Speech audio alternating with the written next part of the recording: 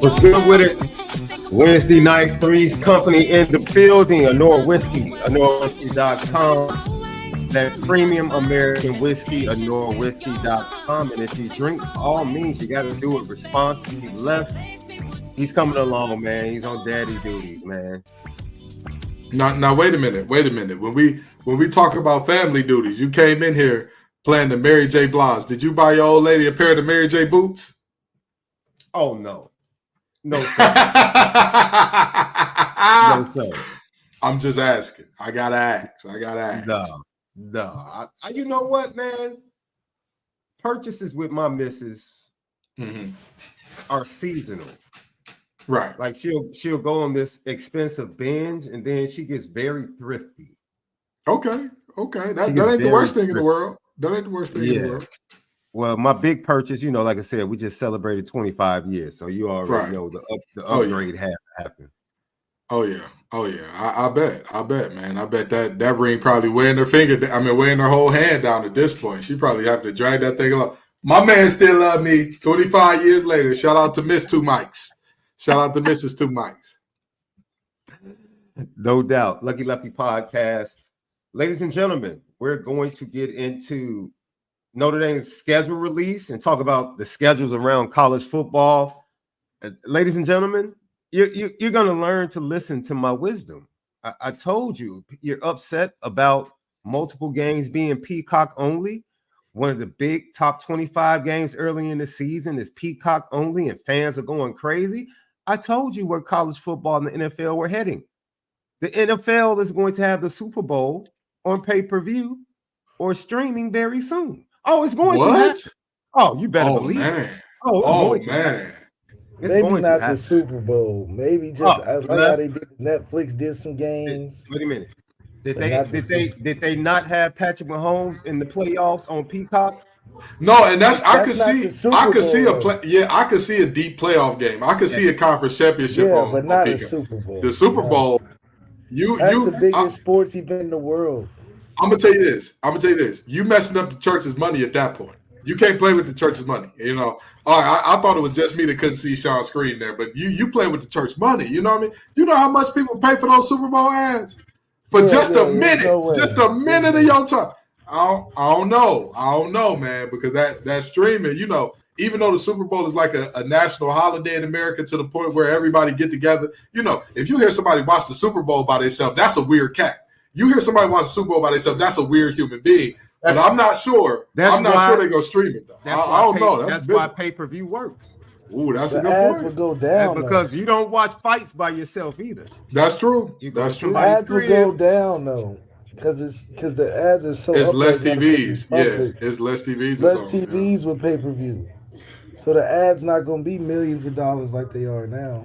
I mean, we got to see. We got to see because we've all had some takes on this show that have aged like fine wine, and we've had some that aged like an open avocado. So we're going to see which way this thing go. But I'm interested to see which way this thing shake out. They didn't believe me when I said 2 years ago you'll see playoff football streaming. Now we have games on Thursday night streaming. Well, yeah, that's the easy. NFL. The NFL they're trying to find something for they're slowly walking you. Right now, we see sports games are going to be on Netflix. They're slowly walking you. So it's going to be real normal. The next thing you know, the money too good in the Super Bowl. I think. Just a quick question, okay? I work in tech, right? And I used to work in tech when it was tough to poach people from Netflix. And then Netflix had all these rounds of layoffs back to back. Where the hell they get all this money from to pay for the NFL? Where did that come from? I probably, every time I look up, it's like the investors want their money back and the streaming bubble is bursting. And then Netflix is like, boom, NFL deal. Where did this come from?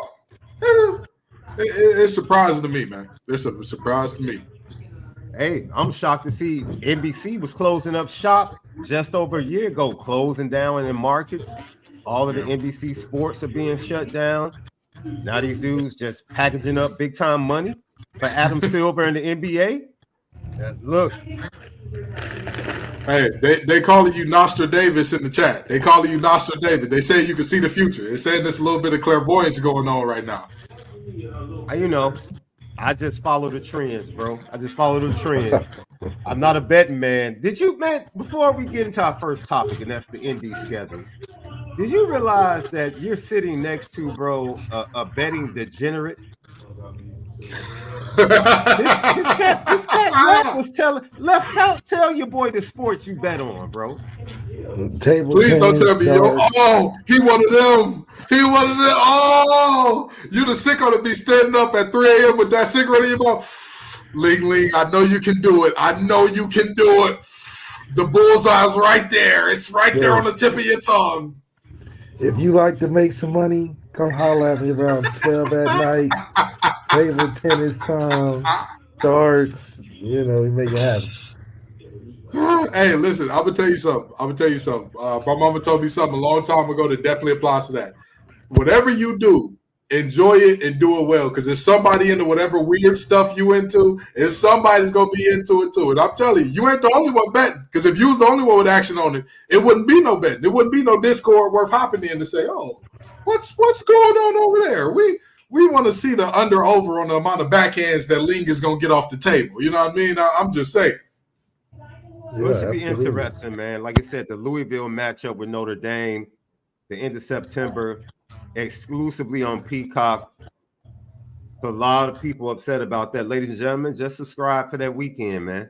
Go ahead, take the 7-day trial. I was just about to say, get your free trial. If you got another email, you got another game to watch, but you ain't going to hear. Right, because we would never do that. SHAUN, Malik, and I are law-abiding citizens. I get the little websites. I'm like LeBron on the sideline getting the websites. But hey, listen, streaming is out of control when the billionaires are on the illegal sites. Boy, y'all costing too much. Pandora. LeBron still got Pandora. Yeah. I ain't even gonna start there because when Pandora gave him, they said we need to upgrade you to premium. For what? If anybody needs to be upgraded to premium for the free, it's not his ass. It's public information how much he making. That man is touching more. We could take away his contract money. Just talk about the endorsement money. He touching more than most people, families ever will. If we go from now through 2028. I'm sorry, 2228, not 2028. That's generational type money. But I digress.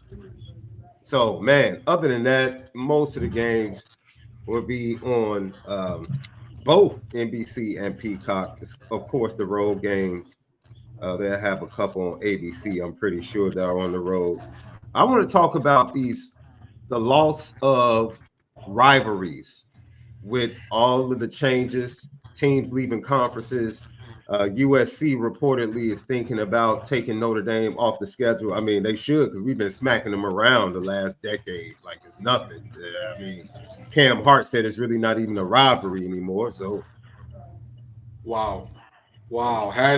Hashtag fight on is down bad right now. I'll tell you this much: if my rival ever said that about me, you got. Not only are we gonna put you on the schedule, we're gonna put you on the schedule at the most important point in the season. I got to have you. If King High School ever said we whoop on Cass Tech so bad, we don't want to see them boys no more. You don't want to see who? You don't want to see. You name the Southwest used to give y'all the business in hoops, right? Well, listen, that was before I was even born. You know what I mean? That was when Jalen Rose was there. You know what I mean? So, hey, hoops ain't my sport anyway. I'm just saying, if I'm USC, now I'm seeking out Notre Dame. I'm calling what's his name, Father Jenkins. I'm calling him up. Hey, get on the schedule. I need it. Father Jenkins, I know you seen him in the article advocating for the NCAA to reach back to 2016 and start paying folks. I know you see Father Jenkins' little excerpt in there. Did you see his antennas go up right there? He's about to say thank you.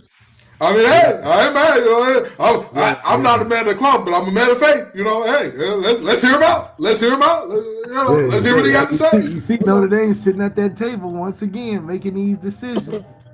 They're in the forefront. Listen, anybody who denies Notre Dame's relevance to the college football landscape over the years, you're delusional. And again, I grew up a Michigan fan. I hated Notre Dame. I hated Notre Dame more than I hated Michigan State. It was Ohio State and then Notre Dame and then USC and then Michigan State. Those were the schools that I just could not stand.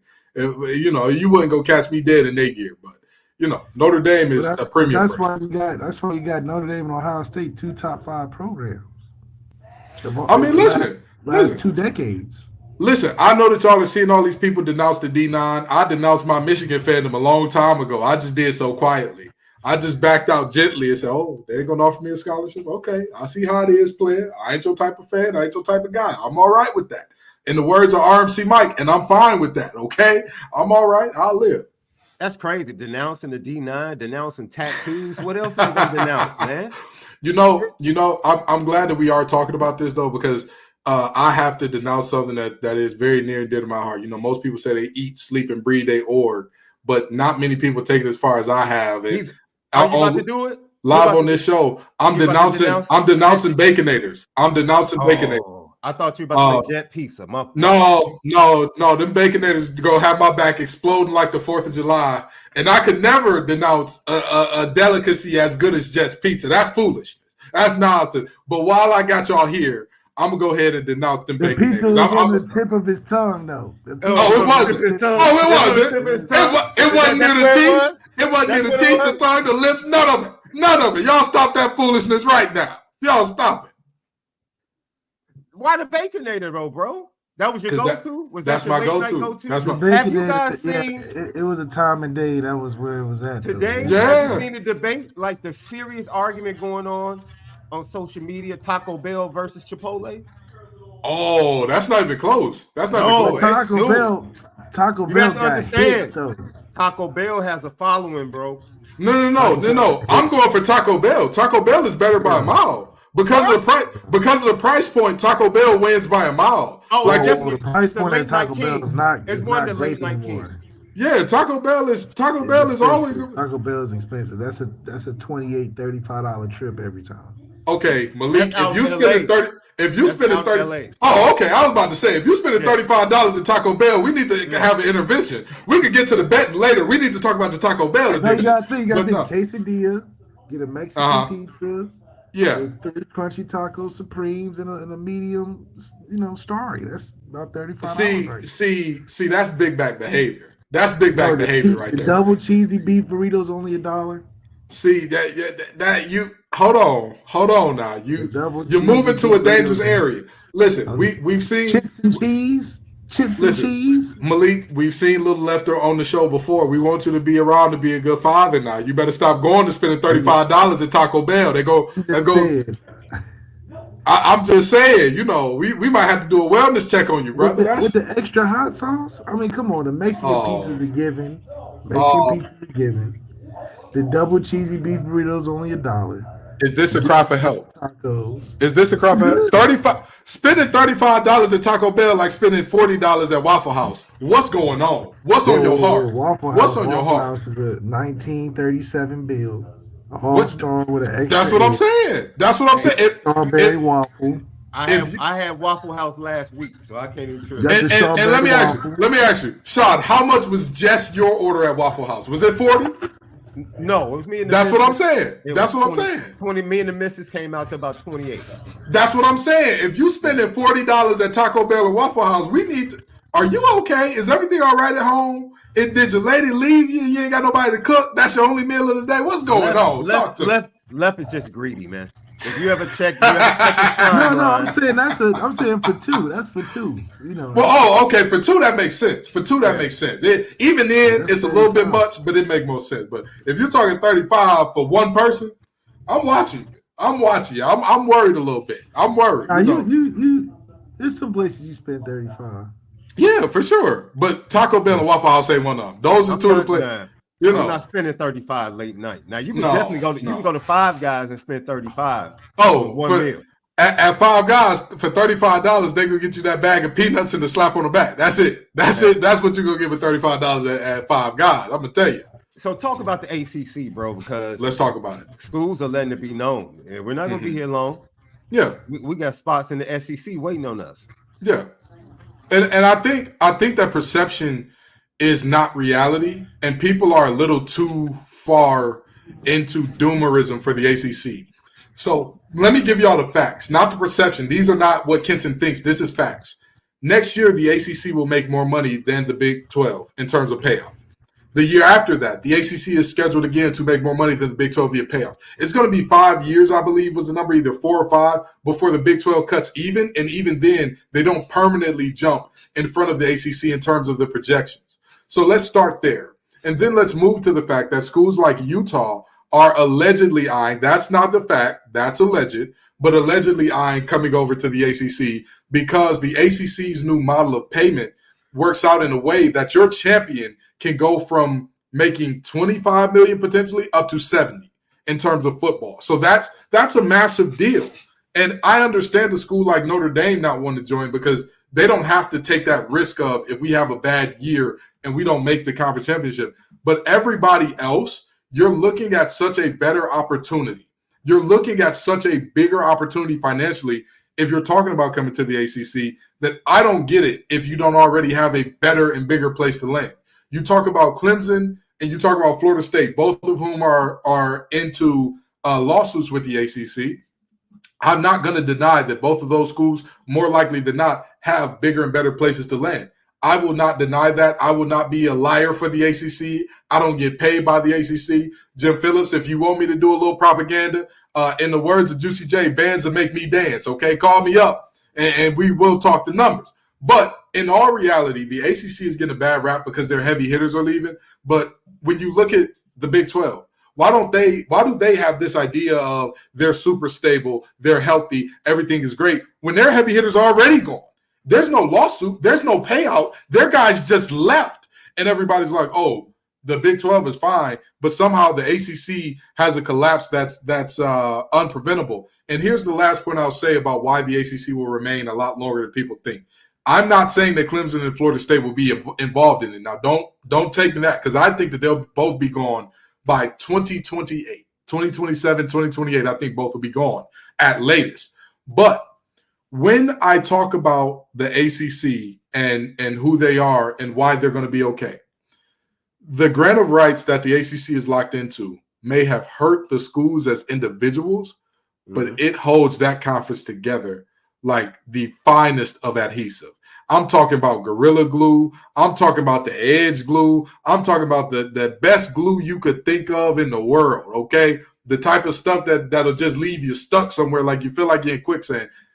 That grant of rights holds everybody to 2036. And everybody keeps saying, well, ESPN doesn't have to renew. ESPN doesn't have to renew. ESPN has the ACC raked over the coals. ESPN is making more money from that deal than they are losing. And ESPN does not like giving away leagues. When's the last time ESPN had a league and was like, it's too expensive? It's been forever. They're definitely not going to do it with a league that these schools are taking much lower payouts than their other league, the SEC.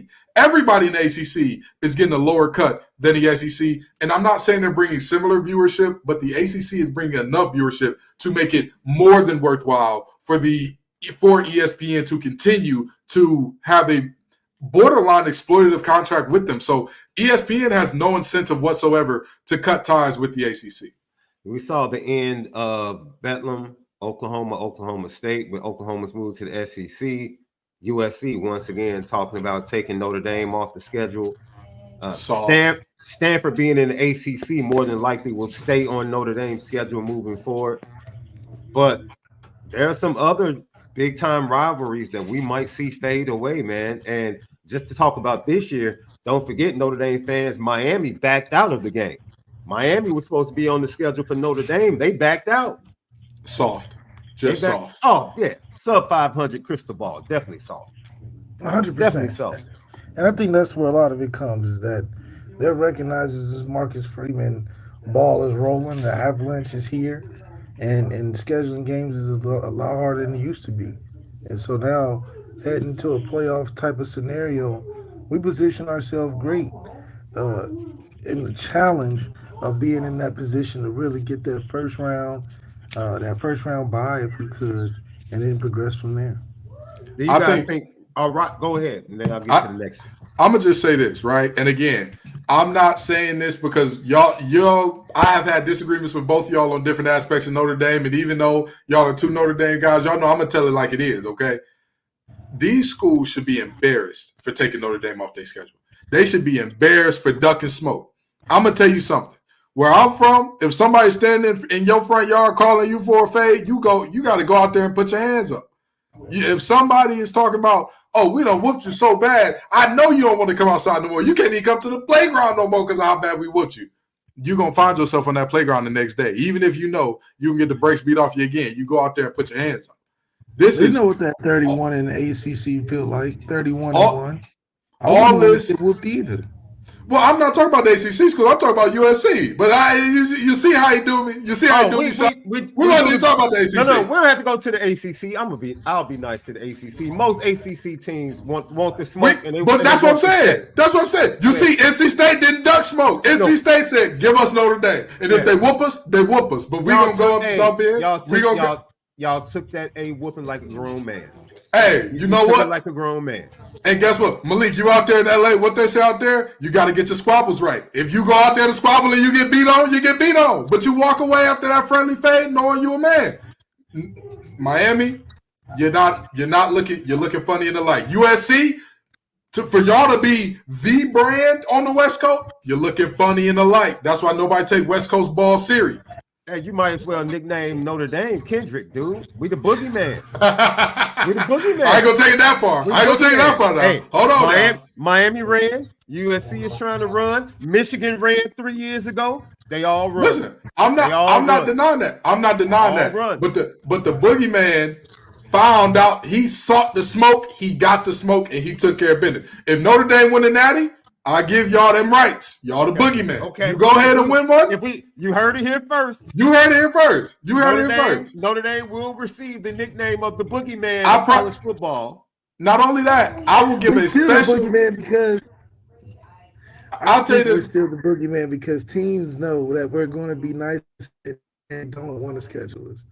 I'm gonna tell you this. We're the team that every team that has us on their schedule gets hyped for our game. They don't want to play us because they know if they call us too many times, we're going to answer. And we're going to have something for them. But it's a slight chance that they can win. That's why they like it and they don't like it. I'm going to tell you this, and I'm going to leave it right here. Notre Dame wins them a national championship this year. I'll go ahead and I will – not only will I give y'all the title of Boogeyman, I will rewrite one of Kendrick's 3 diss songs that is specifically Notre Dame themed. I will specifically – y'all give me the op. You give me the school that y'all dislike the most, and I will make the diss track pointed towards them. Oh, that's a good question, Left. Wait a minute. Who are we writing the diss track for, dude? Who are we writing it for? Who do we hate the most? It probably Michigan. It's probably Michigan. It's probably Michigan. Definitely Michigan because they won one and they close to us. Yeah, it's probably Michigan. And listen, whoever's trying to take over Chicago recruiting is who we beef with. And you know we already got that. Stallion's got a weird case. Why is he around? It's in the tuck. It's in the tuck right there. So I got you. If y'all win a national championship, don't worry about it. The Michigan diss track is on the way. Okay. But again, you got to earn the boogeyman. Then Kendrick went out there. He sought the biggest name in the game, and he chopped him down bit by bit. You know, Pusha T said it was going to be a surgical summer. Kendrick said it's going to be a surgical 2 weeks. That's all I need. Give me 2 weeks. I'll dispatch of him. And he did. And he did. True. So that's true. Did you see somebody in the chat, John Massey said he said BBL Tommy, bro. Hey, y'all are nut, man. Y'all are nut. Lucky Left, the Lucky Left crowd is a nut, man. I'll tell you that much. Lucky Lefty podcast. So before we switch to the next topic, do you foresee new rivalries being built over the next decade? Or will the same, because Ohio State, Michigan is going to be one. Ohio State, USC could become one. Ohio State, Oregon could become one. I think that we will see a new batch of rivalries, but we'll also see some old bad blood be brewed up.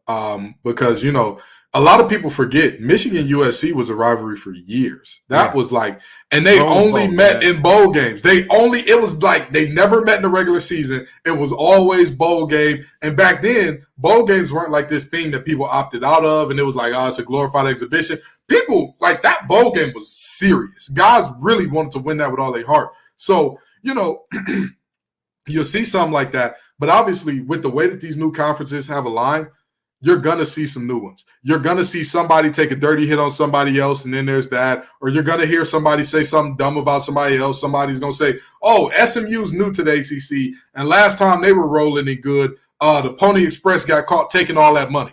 And then all of a sudden SMU whoops them, and that becomes a rivalry, whatever the case may be. There will just be new rivalries born, but also a rekindling of some of the classic rivalries that went away in the past.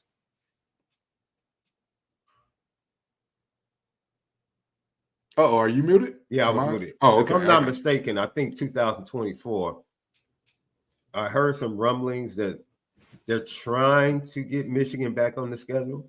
It needs to happen. It needs to happen. Yeah, Michigan will probably do it now after winning the championship. Yeah, it needs to. You can't. I'm a big proponent of anybody that's calling you out. Don't play around. Don't play around. Again, unless it's like a peon school that's like, all right, now, like if the Ohio Bobcats are calling me out and I'm Michigan, I'm whatever. But like if Notre Dame is calling me out, Bama's calling me out, Georgia's calling me out. Oh, come on with it. Come on, let's have that conversation. Let's talk it out. Come on, Cletus. Yeah, come on. What they say, come outside. I'm not gonna jump you. It's just me. Come on. Let's handle it. You walk over, but you're gonna limp back. Hey now. What they used to do? I'm gonna draw this line right here. You step over this line, it's go time. I'm gonna draw this line right here. That's what these schools need to do. Because again, this is a situation where I firmly believe. So I'm gonna do my best Sean Stradamus impression here. Okay. Now, what I believe is coming is football separating from the NCAA altogether and forming a separate entity. When that happens, I think that the rivalries that will be bred out of that will be much more along the lines of like the powers have to be aligned in terms of level for those rivalries to start and form, right? Like there isn't going to be a Notre Dame and Indiana are in the same state, so like they're going to have no. It's a different type of thing there. But there will be moments where it's like two schools are on the level, same level. Water is going to find this level, and those two are going to start up a hatred for each other. Like we play each other every year. They coach don't like us. We don't like them. Somebody's going to say something in the media, and it's going to be on. It's going to be on and popping, and that's what I love to see because I'm sorry. People are too buddy-buddy. People are way What's up with too that Michigan State rivalry? That's supposed to be the rivalry right there. Is it? You know what? That's not even – I don't even know if Michigan really – I think for the fans, when Devin Bush and all that was going on. See, I think about it like this. That rivalry is a lot like what Clemson and South Carolina were before Dabo forgot that like the Porter was a part of coaching. South Carolina didn't stand a chance against Clemson. Like you knew coming into that game, them boys about to get 50 hung on their head. So like Clemson's rival then became Bama by the fact of they're not on the same level. And like that's just what it is. Michigan State, when D'Antoni was there, oh yeah, that was a rivalry. That was you had your popcorn ready for that game. You had to be ready for Michigan State. You had to wear your colors. You had to be ready. But immediately after D'Antoni, that drop off was so intense. It's tough to even qualify that in that area. But again, when we get college football as a whole moving away from the NCAA, I think we'll see a ton of very interesting rivalries come back. Because there are so many rivalries that are very storied that many people our age and younger don't know about. I'm talking to you, Lev. No offense, Sean, but many people our age and younger don't know. Most people don't know how intense Colorado and Nebraska used to be. Man. They have no clue that used to be the clash of the Titans. That used to be a playoff semifinal. Oklahoma, Nebraska. Yeah, people have no clue. Man. People have no clue. And now we're starting to see, like, hey, if these schools are in the same region, they come back. That's, again, water is going to find this level. And these schools that are on the same level are going to renew some old bad blood. And it's going to get nasty. It's going to get ugly. And I'm going to be happy to see it. Well, they played last year in Boulder. Mm-hmm. I think they play again this year to start the season. Colorado goes into Nebraska. So we'll see if that continues, if they play each other more and more moving forward, man. Mm-hmm. Three's company right here. Ken Gibbs, Malik Zaire, Sean Davis. We're about to transition into the 2024 season and who we think are going to be the top 5 defenses coming back in the 2024 season. Now, I'm interested in seeing how you start us off, KG, because I'm sure you're going to have a nice breakdown. I'm sure you're probably going to try to slide Clemson in there, aren't you? Oh, absolutely not. Absolutely not. Why? See, and this is how they do it. Are you gonna sneak your boys in there though? Are you gonna sneak your boys in there? No. Listen. NC State has too many questions at linebacker. I would give them an honorable mention. But in terms of the pure top 5 defenses that I know of, that I look at in the country, and I say, oh, them boys are always going to be one of those ones. Now, I need y'all to Notre Dame are the 2, so you need 3 others. And here's the thing. I need y'all to understand this. It's not just about how talented your defense is. It's also about how good you're going to look against the offenses you play. That has to factor in. If you're the 4th best defense in your conference, and you could go to another conference and probably be the 1st or 2nd best, it does not matter, because there are going to be teams that expose the few weaknesses that you do have. And that's why I'm starting off with number 5 with a team that many people are going to hate me for adding on here. But the Iowa Hawkeyes are probably going to be the number 5 defense in the nation. Phil Parker is absolutely amazing. He is. You could give that man 2. You could give him 2 little Chihuahuas, 6 Roombas, and 3 actual JV football players, and he's gonna find a way to make that a top 10 defense. It is astounding. And yes, they do play not so great offenses in the Big Ten West, which is now changing because that's no longer the case. But I firmly believe that the way that they scheme things up, they're going to be just fine. But, offensively, they need to get them off the field sometimes, which I think is going to be the struggle there. Crazy, dude. All they need to do is find somebody that can get them 20 points. I agree. I'm not – listen, if they had an offensive coordinator that could get them 20, 25, they'd be all right. Be all right. They couldn't do it. Number 4 is a defense that this is going to be a real inside ball if you know defense. This defense has led the nation in run defense for the past 2 years outside of some small school in Athens. This defense has not only shown up against group of 5 teams that they normally play, but power 5 teams. They pulled off many upsets against them as well. The James Madison Dukes. The James Madison Dukes have played extremely tough, extremely physical. They play swarming defense. If you don't give them their respect because they're group of 5, all I ask you to do is turn on the tape. Turn on the tape and tell me where you see holes in that defense. Obviously, they're group of 5, so they're lacking certain things on the perimeter in terms of athletes, and they're lacking certain things in terms of depth. But when it comes to being fundamental, when it comes to being ready, when it comes to their senior leadership, absolutely holding down the fort. Their star defensively. They're my number 4. Number 3, and I know this is going to ruffle some feathers. I know some people not going to like me for this one. The Michigan Wolverines got to be number 3. They're returning a lot. They are returning a ton. They're returning from me. The best corner in the game in Will Johnson. Hey, relax. Hey, listen. Relax. I'm going to say this.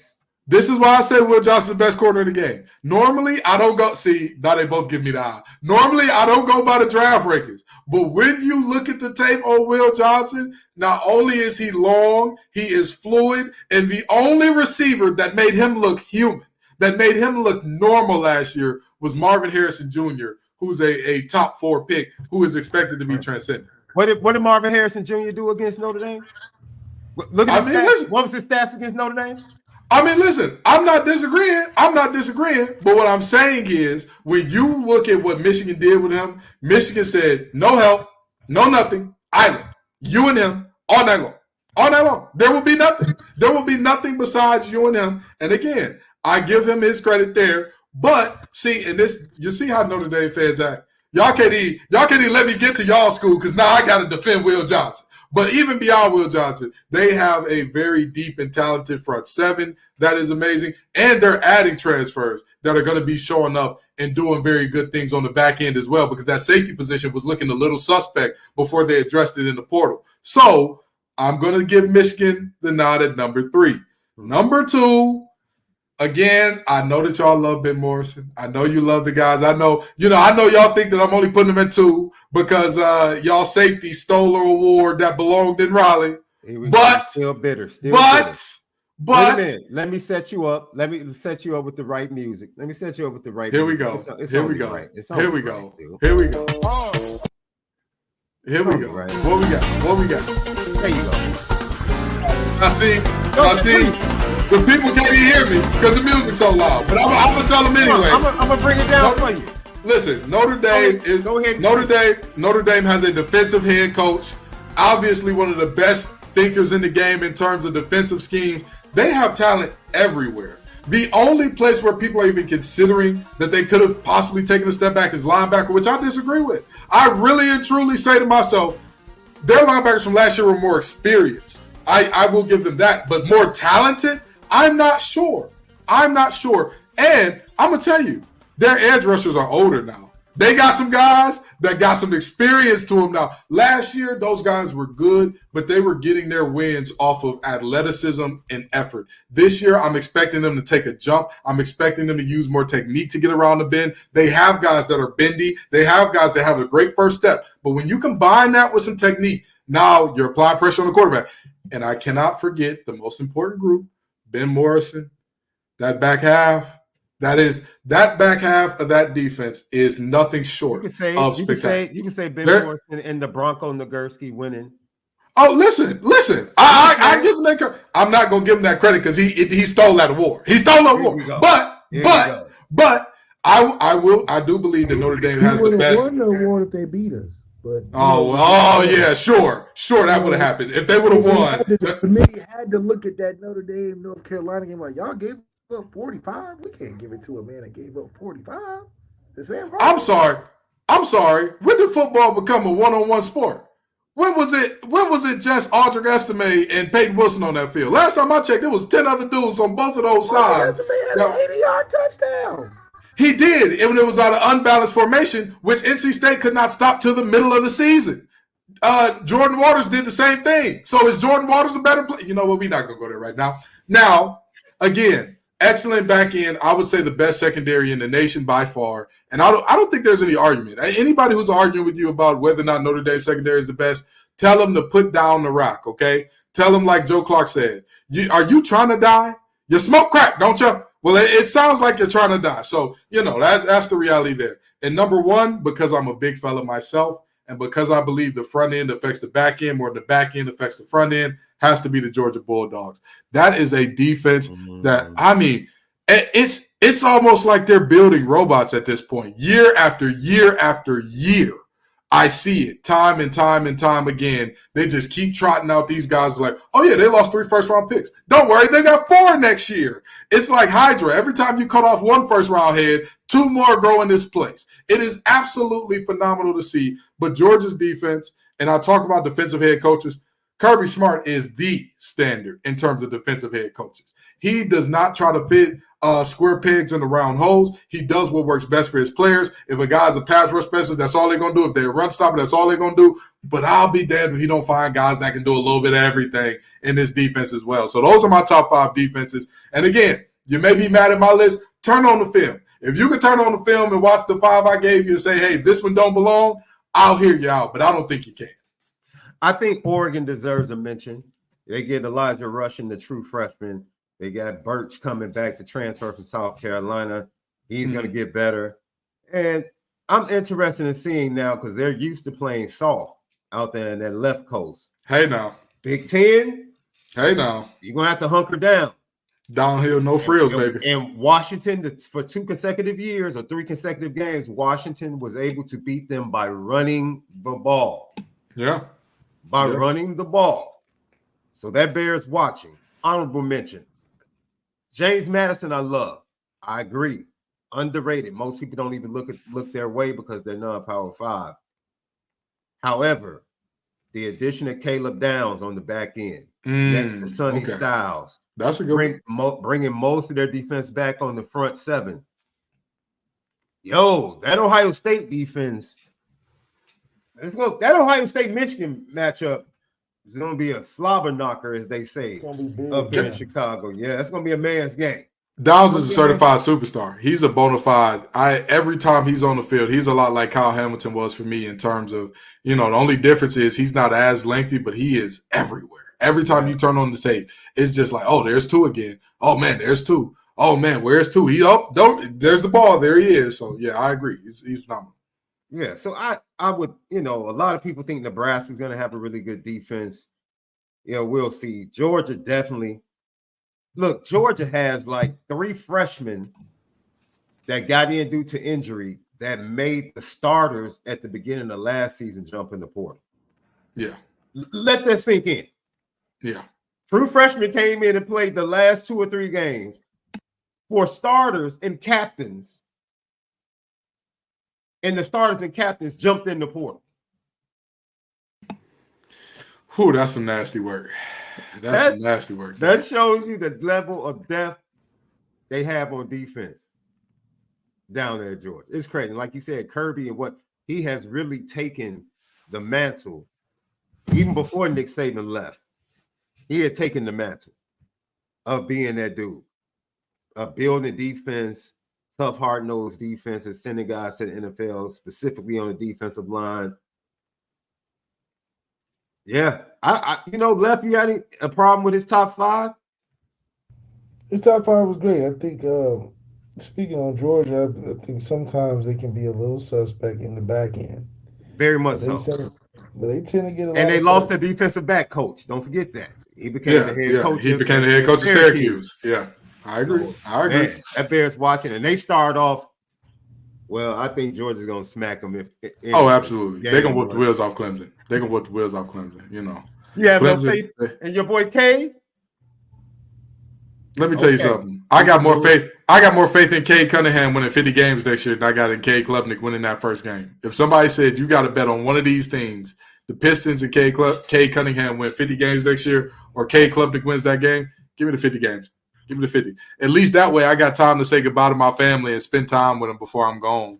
You know, like the other way is just you out of there. You out of there after one game. So yeah, I can see that. His decision making is too terrible. He makes the type of reads and decision that I have never seen a quarterback that leaves me scratching my head saying, what was he looking at so much? Because 9 times out of 10, you can literally track the helmet and see where the eyes are and see, okay, the most likely course of action was this read to this read to this read. I don't understand where his eyes ever are. I never understand where his reads are. It's really bad. Would you, if I asked you, because I would insert, I love James Madison, but I probably would insert Ohio State in the top 5. I would think about putting Ohio State above Michigan. See, now that's a bridge too far for me. Only because of Caleb Downs. I think Caleb Downs and Sonny Styles might be the best combination.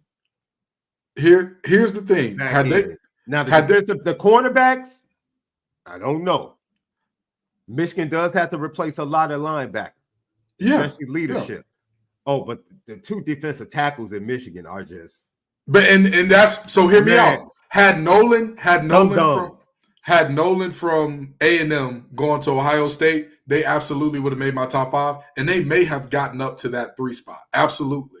However, my biggest problem with Ohio State is I think that Ryan Day has bred, and this is with all due respect, and I know that he got with y'all Notre Dame folks about this. I think he's bred a softness in that program. I think that they lack physicality where you need to be most physical for me in order to give them that. Now, and again, like I said about why I have Georgia over Notre Dame, I believe that your front end affects your back end before your back end affects your front end. And I don't believe that they have it on the interior of that defensive line to be impactful enough for me to say, I'm comfortable with them against any style of team.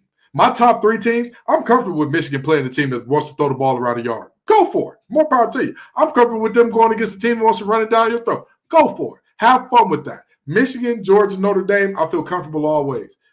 Ohio State didn't make the list because I don't feel comfortable with them against the run. I don't. I would love to. I would love to say, hey, they can hold up against the best running teams in the nation. But it wasn't just a Michigan game where they struggled.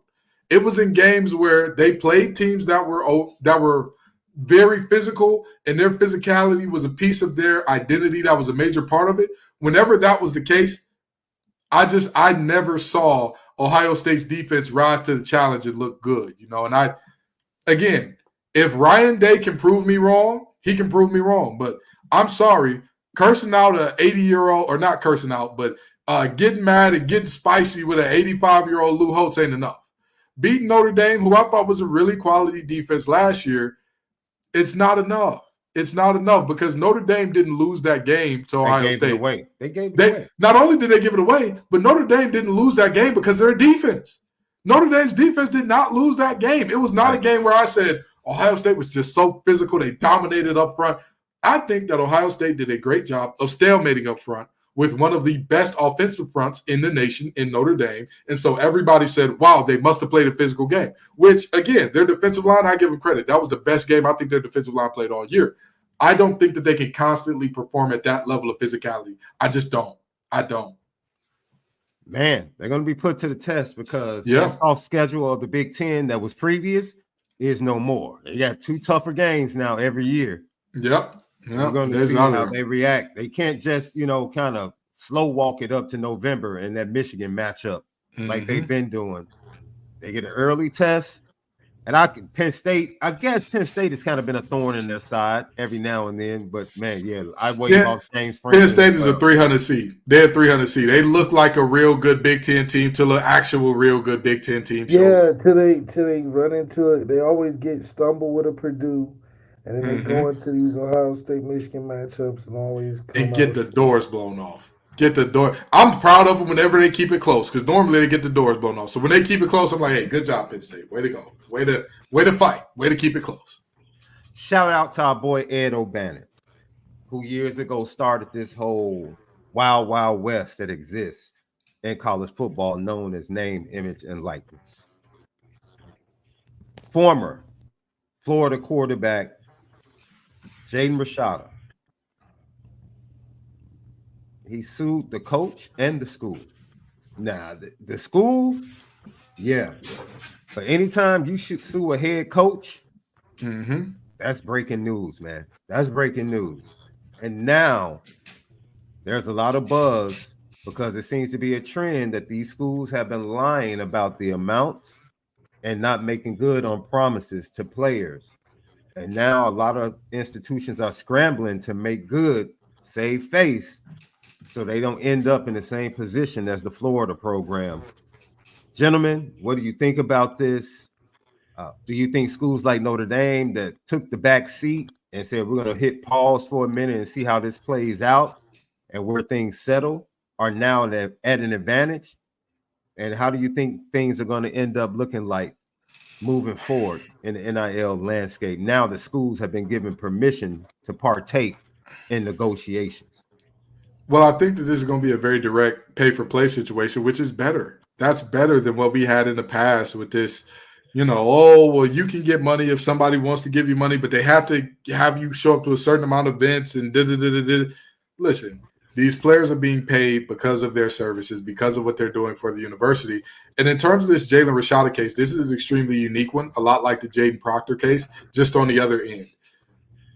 There is an alleging of a recording going around. And I have not heard it, and I'm not going to say that this recording definitively exists, but Rashada claims that he has Billy Napier on tape saying, hey, you're supposed to get $13 million. You're supposed to get a sign-on bonus of X amount of money, and that was supposed to be the case, that it just didn't pan out. But that's why I believe that, and I have this belief about a lot of things politically, even outside of sports. If you legalize something, you can regulate it to make it safer. And this is the same thing with players getting paid. The quicker we got into this thing where we could finally pay players as they deserve, and it's not a secrecy, it's not a, we got to, do this cloak and dagger bit of, you're getting paid for your likeness by Chris Winkie Automotive of Gainesville, but we're not paying you because you play, we're paying you because we like your image. Stop it. Universities should have entire departments dedicated to, hey, we want to pay you. Notre Dame wants to pay you, Ben Morrison. We want to make you the highest paid corner in the country. Okay? That's what we want to do for you. We're not going to make no holds about it. You don't have to go to Brady Quinn Nissan and do 3 commercials over there before. No, we just going to pay you because we love what you do. You've been a great ambassador for this university. You've been a great player. Let's get you paid, because when you have that framework in mind, everything is okay. And it prevents you from a Jaden Proctor situation where he transferred into Iowa, got the 100 bands, and went back to Alabama. You're talking about Caden. Yes, Caden. Because again, the guardrails are there. The guardrails would be in place to say things like, hey, Caden, this is your money as soon as you play for us. Hey, listen, well, if you do not play for us, you have to refund this money. You have to pay us back. And again, I don't know the details of that one, but that is what was being largely reported, that he took $100K and left. So I think that it should be a situation where, again, the players can legally be paid now. Set up departments a lot like your compliance department to pay these players and make sure everything is above board so we don't have any more Jalen Rashadas and all that. And last thing I'll say on this, Billy Napier could get fired for calls here. Why is that important? If he gets fired for calls, it'll be just like Michigan State and their former head coach. Mm-hmm. When Mel Tucker and those allegations came out, Mel Tucker's got a weird case. Why is he around? When those allegations came out against Mel, I like that Baca. You know, you got to. But when those allegations came out, I'm sure that Michigan State's upper admin was saying, "Thank you, Lord. We didn't know how we were going to get rid of this brother without paying him $80 million." And all of a sudden, Mel said, "I'm going to shine the light down upon thee to get rid of me for the free." And that's what happened. So, you know, this is one of those situations where Florida could have lucked themselves up with him lying to Jalen Rashada, if that is the case. Jaden Rashada left. Your relationship with the young man goes back all the way to Elite 11 and his parents. What do you think about this situation? Are you shocked that he waited this long to go ahead with the lawsuit, or do you think he played it perfectly, Left? It's one of those Cassie situations. You know, he was down with everything that was going on in the dirty game of getting paid for an NIL, got burnt, went to a burnt-out Arizona State team. Things didn't go quite right. Life's not going great, leaving. And he's like, you know what? Somebody got to pay for this. Somebody got to pay for this. And who was the catalyst for all of this? It was Florida's fault. I'm supposed to be at Florida with $13 million. Now I'm leaving ASU with nothing. I can't go out like that. So I think that's just sour grapes. And when you're chasing, it feels like the wrong thing. Played yourself out of position, and now you're just trying to get a little recuperation for your hurt feelings. And so, you know, the game is so fast and evolving with recruiting. It's kind of hard to still be the new kid on the block by the time 2 cycles go around, just because, you know, it's all about the hot ticket. And so I think for him, it's more about sour grapes, and now he's just trying to recoup some money and go to a small school and build his way back up. Well, he's at Georgia now, right? I believe Kirby Smart had to give him the blessing to do this lawsuit. I said, ain't that petty? Georgia head coach saying, "Go ahead, sue them boys in Florida. Go ahead, yes, sir. Go ahead, head coach. Go ahead. Yeah. Refer you to a couple lawyers. We was gonna whoop them anyway, but now we was gonna hang 50 on their head. But let's make it a 60-piece nugget, and let's make it a 60-piece nugget with 2 sauces on it, because you know they be stingy with the sauce. You know how it go. Get a little money out of them too. Let's get a little bread out of them too while we beat them. Beat them on and off the field. Exactly. Yo, so this landscape, man, is going to be very tricky. I think it's a slippery slope. Hopefully they can come to a level or a plateau on this mountain where they can plant the flag and say, okay, we're going to be here for a little bit as things continue to evolve. Jay Lamont said something. He said all student athletes should get a flat rate of $50K, let the best recruiter win. I don't mind there being a floor for roster spots. I don't mind that. I don't mind that. I don't mind just, look, this is the floor. You make a roster, you get a scholarship, you get $10K. Yeah. A year. I'm gonna tell you, there's no problem with a floor, but there's nothing more un-American than putting a ceiling on what these players can do. Oh, no. I never said, I would never say ceiling. Never. No. I'm not saying you, but I'm saying that's the thought by some people to, you know, have that situation where it's like, oh, you know, you need to. I would not be against maybe potentially a salary cap situation, potentially, but then that requires. But here's the deal, right? So, and here's the only problem with the salary cap. So, do you give a salary cap floor then? And that was what I was about to say. What becomes the floor, and who can even make that floor? Because if you're telling, are you expecting, let's say, the App State Mountaineers to be able to make anywhere near or pay their players anywhere near what a USC is? Absolutely not. Absolutely not. And so if you think that the transfer portal is a feeder system now, wait till you tell people, hey, man, the salary cap is 20 M's. Everybody do what y'all do. Figure it out the best way you know how. And the guy is saying, wait a minute, I was all conference in the Sun Belt.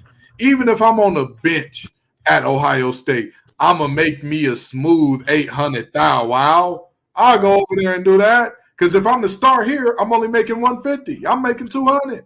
No, I can buy my house. I can go ahead and do what I need to do. I can set myself up for life.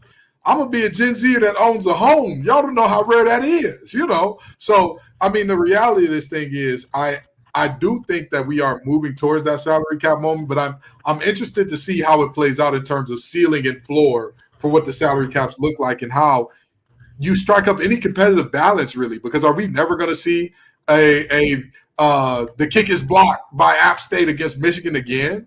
Are we never going to see a moment like some of the bigger upsets that we've seen in recent history? I want to say Tulane beat USC in the bowl game a couple of years ago. Are we not going to see that anymore due to money moving around in that way? Who knows?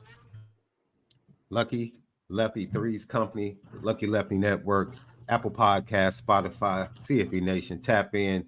Don't forget patreon.com/Lucky Lefty Network.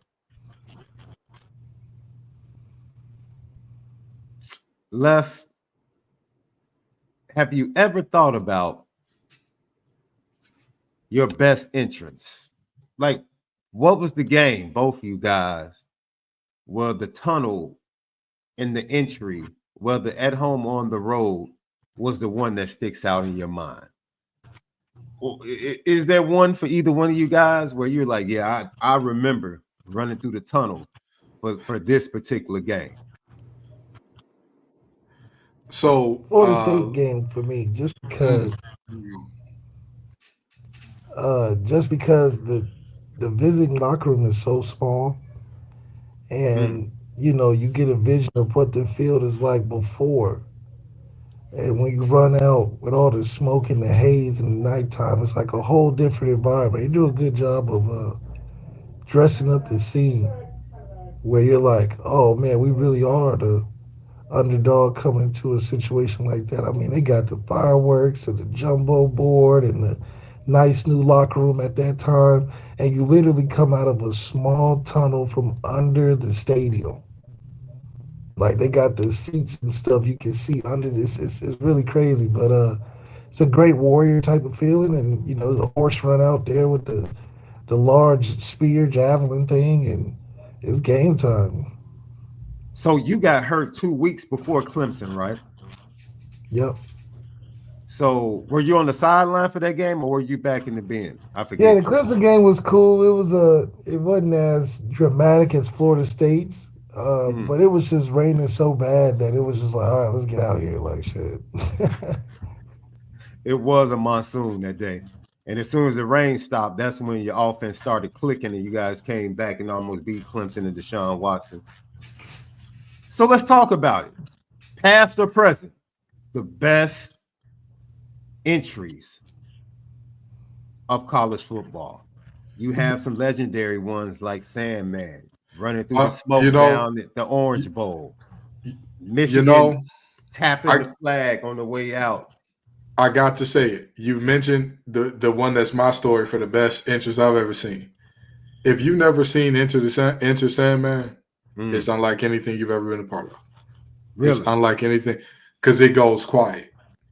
It literally, like, the crowd knows. Like, this is not a crowd of unlearned folk, okay? It gets deadly silent. And then all of a sudden, all you hear is keys jingling. And then you hear, dun, dun, dun, dun, dun, and it's like, wait, I was just here to play a football game. This is witchcraft. What's this about?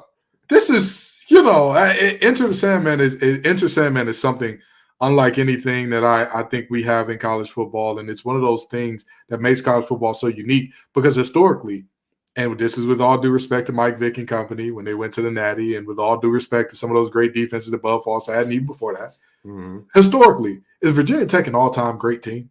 No. Are they one of the ones that you look at and say, oh, man, and yet when they're in Lane Stadium, especially at night, we went to go play them at night.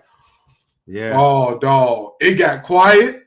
You heard them keys. And then when the strings came in, you saw everybody lights light up with the keys. And it was just like, yo, this is not football. This is something different. This is not. So I'd have to give it to Virginia Tech. Yeah, back in the day, Miami Hurricanes, when they were legendary, coming out of that smoke in the Orange Bowl was a very intimidating, loud place. Has to be on the list. Tennessee, you know, and the T spread, and they run out, and the pageantry is like 112,000 now. It's up there with Michigan Stadium, 112,000, but Michigan just really running out the tunnel, the same tunnel as someone else. Notre Dame Stadium used to be legendary because they used to scrap in the tunnel. It was one way in, one way out. And both teams would be in the tunnel every week, and Notre Dame was scrap. And that's why they built now that separate entrance for the visitors to come out of because of liability. That's really what started happening. You saw what happened in that Michigan State situation. Oh, yeah. Yeah. Michigan State might have got whooped on the field, but charges were pressed. Whoever pressed charges, you lost. 9 times out of 10, if you got to press charges, you lost. That's just how it is. Washington is definitely a school to be mentioned. In Husky Stadium, how loud it gets. I mentioned Tennessee, the Grove, pregame, the Grove. I've actually experienced it at Ole Miss. Is absolutely beautiful, like all white. Everything white, just hanging from the trees. It's kind of scary, if you know what I mean. That verbiage, I was about to say, that verbiage is, oh man, hold on. You might have to, I got to transfer to Jackson State if I see that too close. Hold on, player. I got you. You have to remind yourself that you're there for a college football game. Yeah. I can see how, I just happen to be there with somebody. Yeah. Oh, you gotta be. You gotta be. You can't play around. No, I was there with somebody that was able to kind of get me access and introduce me. So yeah, it is. I'll leave it at that. People also tell me, man, look, I talked to a couple of guys that I know that played at Miami. They said their worst place, the place they never wanted to go play again, was West Virginia. They said they got hit with every alcohol bottle you could think of, every type of battery you could think of. They were like, West Virginia different. They different, man. They were like, yo, that environment was absolutely ridiculous back in the day. So what's for ACC outside of Sandman? Of course, Clemson running down the hill. Yeah, Clemson running down the hill. They need to come on, man. They got too much money to have to take the bus to the other side of the stadium. They can't build something. At this point, that's just extra. They're doing the most. Yeah, it's doing it. It's intentional. It's like, so at every Capitol probate, you're going to see something. They're called the Pretty Boy Show, okay? And at the end of the Pretty Boy Show, you say, is it the way we make them wait and wait?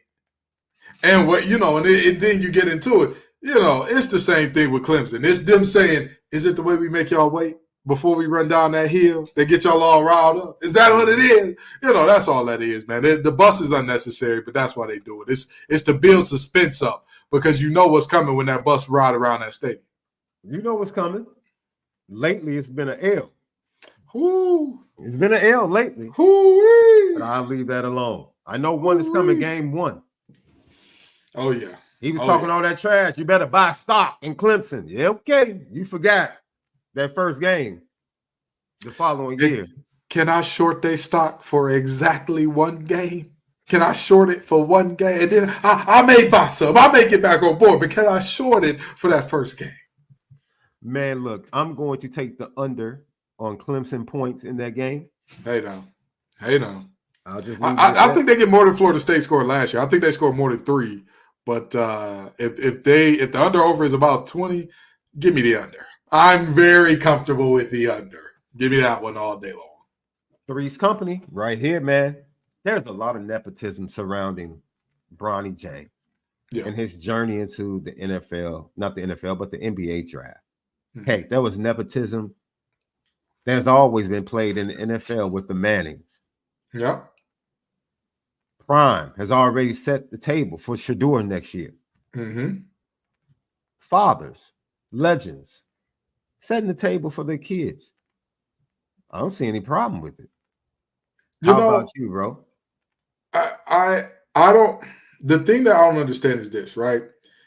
I don't understand how so many fans are so upset. Like, why do they keep talking about LeBron? And meanwhile, stuff like this gets everybody riled up. And Bronny is this big topic of conversation that everybody needs to talk about. The thing about Bronny, it's very similar, and we're going to talk about it later, but it's the same thing as what's going on with Caitlin Clark. He's not as bad as these people who are like, he's not an NBA prospect. He'll never be an NBA player. He'll never have it. And he's not as good as the people who are like, oh, yeah, if you draft him to your team, you for sure are getting a surefire. Your team is going to get better because you draft him. I think that he is somewhere deeply in between those two. And I think that he's like he's like an all right G League player right now. I can see that. But we have to realize where this is coming from. All the media coverage, all of the nepotism, all that. There is a wand. There's a ladle that anytime you put this ladle in the water, it turns it into wine. Mm-hmm. Anytime you put this ladle in the Kool-Aid, it turns it into the greatest drink you've ever had. And you know what that ladle is? It's LeBron James to the media. Anytime you talk about him, there will be eyes. Whether you're talking about him negatively, positively, whatever, there will be eyes, there will be discussion, there will be clicks, right? And that means that there will be money behind anything that LeBron James does. Why are people upset that that's extending to LeBron James Jr.? It's just the way it is. LeBron's been out of the playoffs for weeks. In the middle of the Western Conference Finals, they were having an actual segment on national TV. All the stories they could cover. They had a segment on national TV about whether or not their lead anchor could score a point against LeBron in a one-on-one game.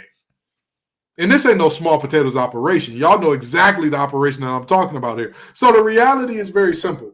Bronny James, at worst for a team, will be a very good draw in terms of cameras, in terms of visibility, in terms of eyes, in terms of people saying, what's going on in the Summer League? I've never watched Summer League before, but Bronny's playing, so I need to know, is he good? Is he actually a dude, or is he just his daddy is a dude, so he got in? You know, Bronny is benefiting from and being cursed by that. I think you muted. This country is all about creating a better life. Yeah. Land of the free, home of the brave. Mm-hmm. You're looking at two gentlemen. Honestly, we both can probably say our predecessors, our forefathers, our grandparents went through a lot of BS. Oh, for sure. For us to have the lives that we have. For sure. So pardon me if I can do anything I can to make sure my baby girl gets what she needs or gets ahead in life. Hey, now. I'm sorry. And that's for everyone. That's for everyone. We talked about it a little bit today, man. I don't care if Jerome Bettis' son gets a scholarship. I don't get it. Get it. I don't care if Bryant Young's son gets a scholarship in Notre Dame. Get it. They were legends there, right? Yes. Y'all got 85 of those things, right? Yeah. You could afford to give a couple away. Yeah. Joe Osted, legendary NFL player. I don't care. Ike Taylor's son is coming. Ivan Taylor. I don't care. Yeah. Give it to them. Mm-hmm. That's what life is all about, man. And unfortunately, some people lose a spot because of nepotism. That happens in corporate America all the time. And I was just about to say, how many times have you and I been on the wrong side of that? Where you look on LinkedIn to see who got the job. You're like, they don't have half the experience that I have. Man. They're not, but you smile and you just, okay. Well, I'm going to clap for you from the sideline. Good for you. Glad you got the job. Oh, your auntie is the CFO there. Oh, good for you. Glad you got the job, friend. Yeah. See my guy, George Gibb, trying to give it up for Caitlin Clark. It's about time. I think Caitlin Clark is in a very similar situation to Bronny, just for different reasons. I think that she's in a situation where her name is the lightning rod for the WNBA. And because of that, there are two different camps that are like very divided on this, when in reality, she's somewhere in the middle. There's the camp that treats her like a Make-A-Wish kid. Oh, she's your savior. She's the reason that you all have chartered flights, even though chartered flights have existed well beyond her. She's the reason that your game is growing, even though the WNBA attendance and viewership was up year over year before her. Mm-hmm. Well, she's the reason. There's that camp. And then and you need to take it easier on her, make it, and then there's the other camp where it's like, oh man, she's just the greatest thing there's ever been. She's going to be the baddest. All these women hate her. They hating on her and they want it. And it's like, dude, let's just let her be a player. Let's let her be a ball player determine her own history. If she's going to be the next Diana Taurasi or even better, let her be that. But don't try to force this narrative of the refs need to be gentler, the opponents need to be gentler, everybody's hating on her. I'm sorry to tell y'all this, okay? I hated King High School. I hated them more than I hated anybody else. I hated King High School in Chicago too. I couldn't stand them. I couldn't stand them. But guess what? You think I liked Renaissance because of that? No! I couldn't stand them neither. I wanted to whoop off all y'all. If you were not wearing the green and white with a CT on the side of your helmet, I hated you too. I may have hated King with a little different fervor that carried off the field, but when it came between those lines, I hate everybody the same. Those women are not targeting her, trying to hurt her. Alyssa Thomas just took a very hard foul that got her ejected against Angel Reese. Guess what? That's the game. The Connecticut Sun didn't earn their reputation as this staunch defensive team. Basically the grit and grind Grizzlies to some extent, just with a triple-double threat in Alyssa, as they didn't establish that identity as that team by being gentle. They're physical. They do get dirty sometimes. That's what the game is. Nobody's coming to Angel Reese's defense, and I'm glad they're not. I want the same thing for Caitlin Clark. When she gets a hard foul, it's okay. She's a ball player. She's going to get up, and she's going to make another basket. Man, look, thank you for echoing my sentiments. I've been saying it ever since she lost the championship game to LSU and Angel Reese. Yeah. Stop making it worse for the young lady. Just let her play. Just let her play. And it's amazing how people move the goalposts because everybody's like, she's about to be transformative. She's about to transform Indiana and the For sure. She's about to transform and change the WNBA, the way they play. She's about to do all of this. No, she ain't one of them. She ain't one of them. I'll tell you this. And we have Notre Dame fans.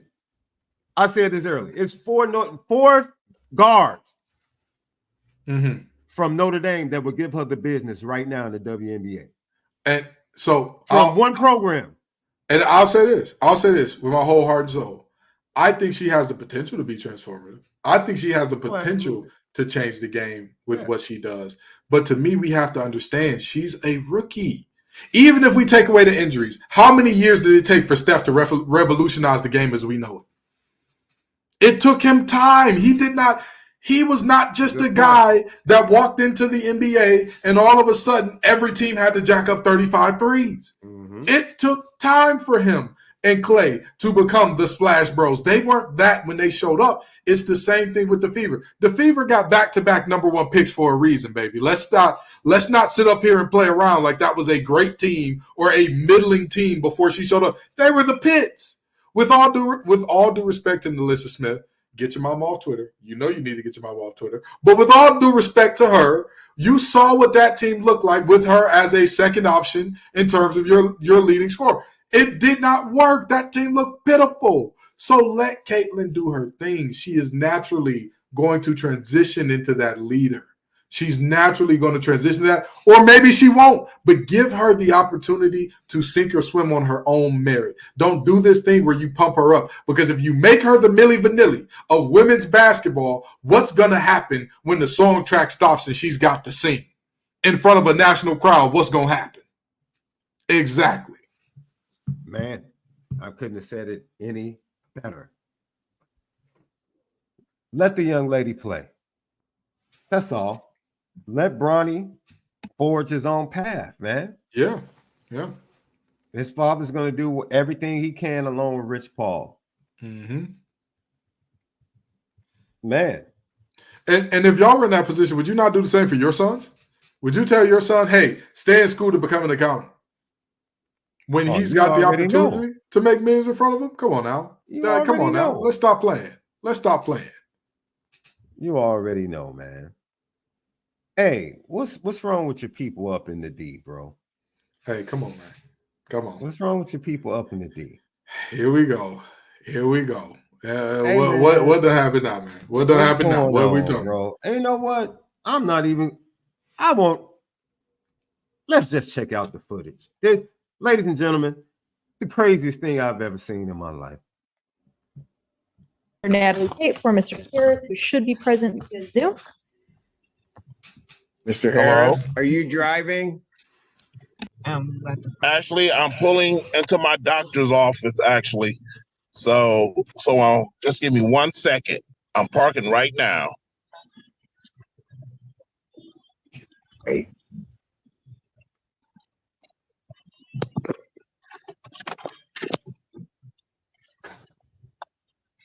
You stationary? I'm pulling in right now at this second. Yes, I am.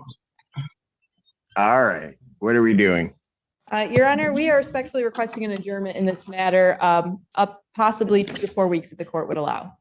So maybe I don't understand something. This is a driving while license suspended, That is correct, Your Honor. and he was just driving, and he didn't have a license.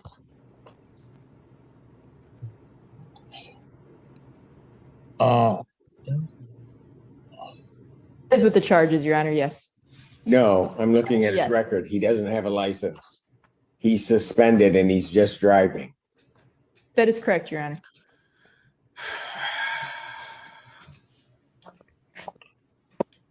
Uh, I don't even know why he would do that. So defendant's bond is revoked in this matter. Defendant is to turn himself into the Washington County Jail by 6 p.m. today. Failure to turn himself in will result in a bench warrant with no bond.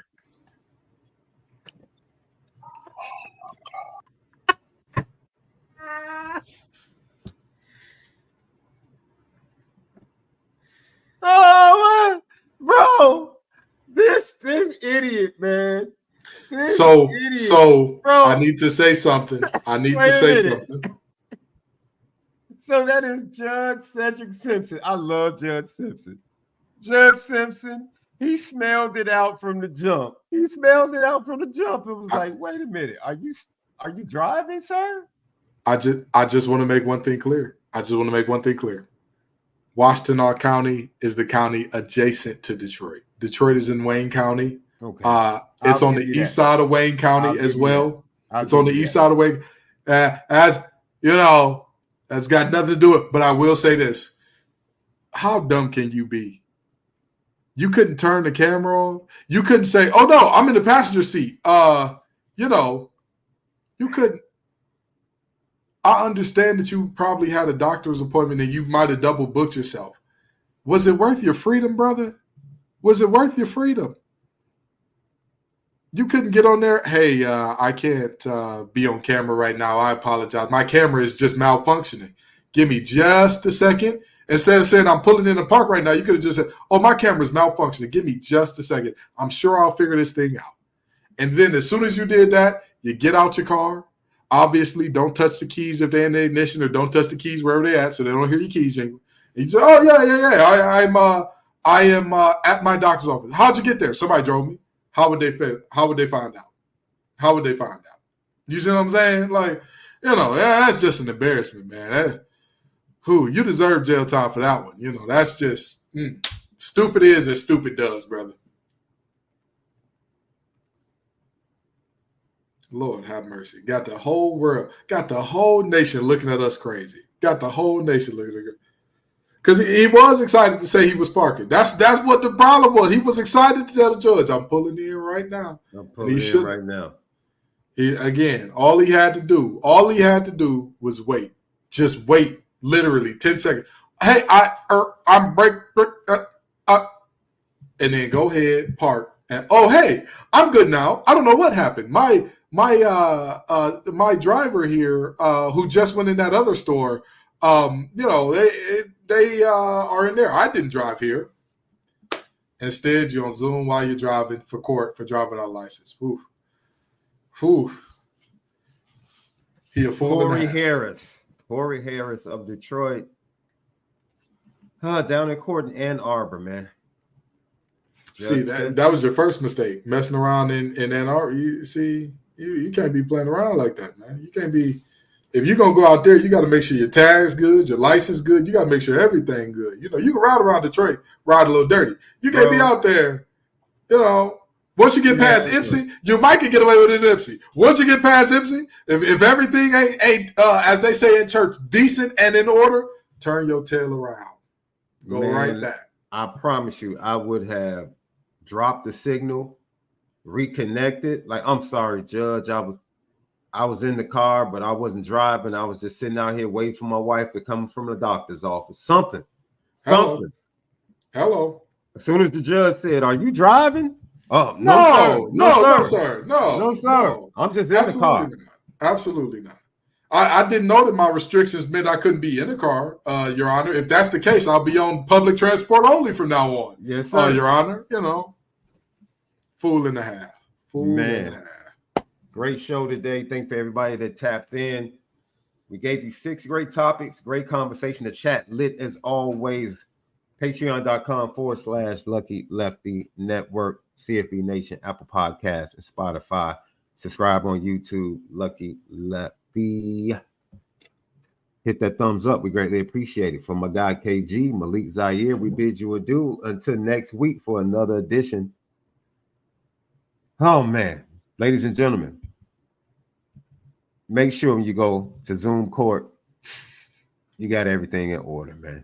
Absolutely. Don't be like that, dude. We'll see you guys, man. Be blessed. Have a great week.